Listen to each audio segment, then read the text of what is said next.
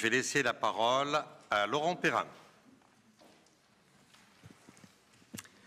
Monsieur le Président, chers collègues, une intervention à deux voix pour les politiques publiques relevant des solidarités humaines, pour ma part notamment sur politique insertion, enfance et autonomie des seniors, puis mon collègue Simon Jamelin interviendra sur la politique éducation et collège. Un des premiers éléments sur lequel vous appuyez votre politique d'insertion est votre satisfecit sur la baisse du nombre d'allocataires du RSA pour le département du Nord.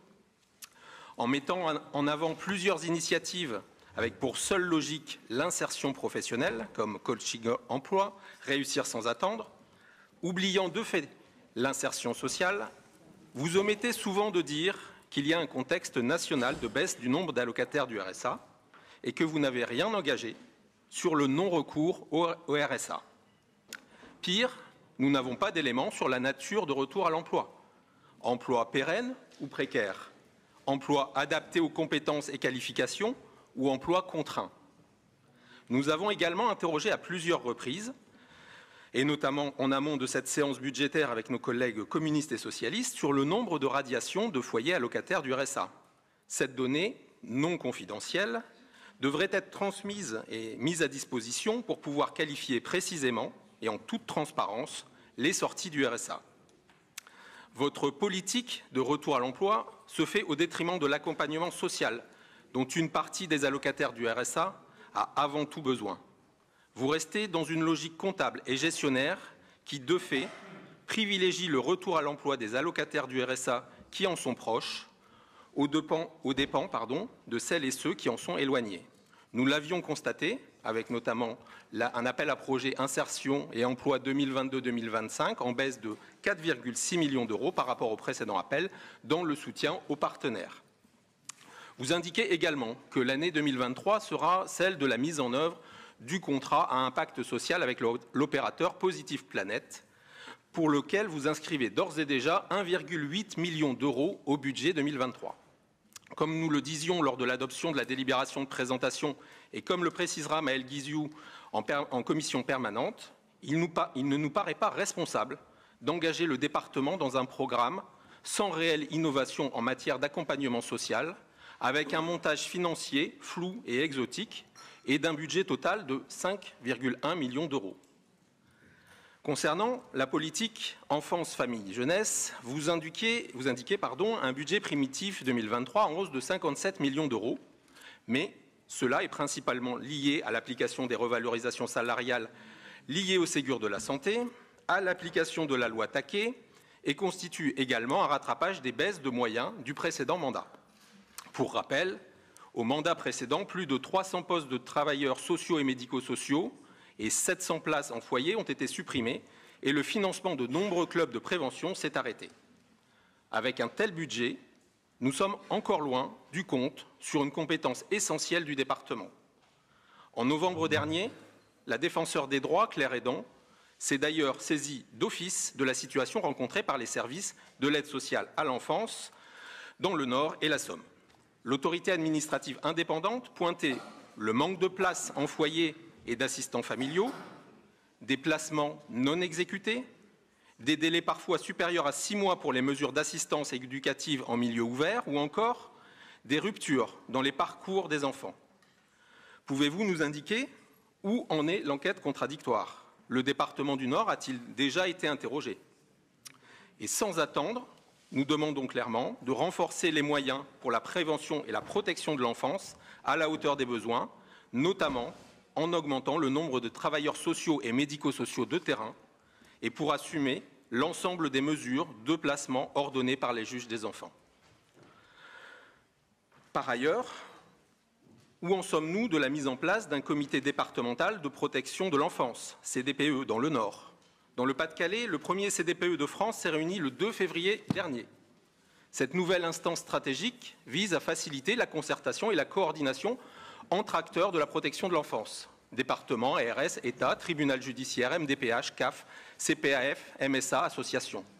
Il nous apparaît important de mettre en place dans les meilleurs délais ce comité dans notre département. Sur les enjeux si fondamentaux de lutte contre les spirales d'exclusion, il nous semble essentiel de s'inspirer de tous les dispositifs innovants dans d'autres départements. En ce sens, nous vous invitons à étudier attentivement le dispositif mis en place par le département d'Ille-et-Vilaine avec l'expérimentation d'un revenu de base avec pour premier bénéficiaire les jeunes de 18 à 25 ans sortant des dispositifs de l'aide sociale à l'enfance. Il s'agit de donner à ce public fragilisé par une enfance malmenée et ne pouvant s'appuyer sur le soutien familial les moyens de son émancipation et de conquête de sa place dans la société. Concernant la délégation autonomie des seniors, nous revenons tout particulièrement sur la situation des services d'aide et d'accompagnement à domicile, les SAD, même si vous mettez en avant un soutien aux partenaires, augmentation d'1 € de la prestation horaire par la CNSA et d'1 € supplémentaire par le département, le financement de la démarche qualité, le versement d'avances aux services et une participation à la revalorisation des salaires du secteur. Aujourd'hui, l'inquiétude est réelle sur ces métiers indispensables à la société, en première ligne des défis économiques et sanitaires de ces dernières années, et qui méritent une juste reconnaissance financière. Et dans notre département, le compte n'y est pas. Pour preuve, les différentes alertes que nous avons reçues, notamment celle du Conseil départemental de la citoyenneté et de l'autonomie, CDCA, via une motion adoptée le 24 janvier dernier. Nous demandons donc la mise en place d'un fonds d'urgence pour combler les déficits structurels des SAD, la réalisation d'une expertise sur le coût réel d'une prestation à domicile en fonction des réalités économiques des services par un cabinet d'experts indépendants et un renforcement de la formation des personnels.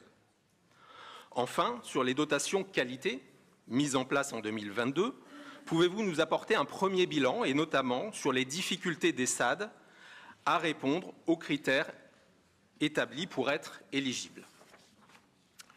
Sur la tarification des établissements et services sociaux et médico-sociaux.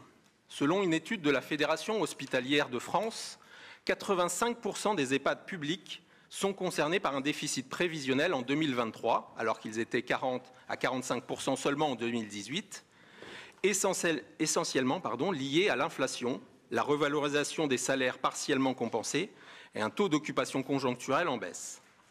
Le département du Nord ne fera pas exception. Nous avons déjà été alertés sur les difficultés de plusieurs établissements dans le département.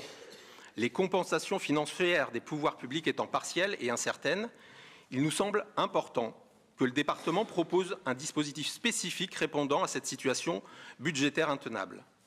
Les éléments présentés dans le budget prévisionnel 2023, avec un taux d'évolution de 3% pour les structures hébergeant des personnes âgées, ne nous semblent pas à la hauteur de la situation. Enfin, je ne peux terminer cette intervention sans rappeler que bon nombre de professionnels et agents du département sont encore les oubliés de nombreux dispositifs de revalorisation salariale. En bref, les oubliés du Ségur.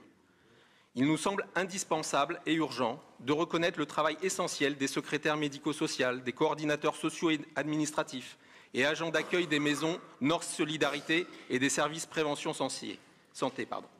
Ils et elles sont en première ligne et sont un maillon essentiel pour mener les politiques solidaires de notre département. Je vous remercie.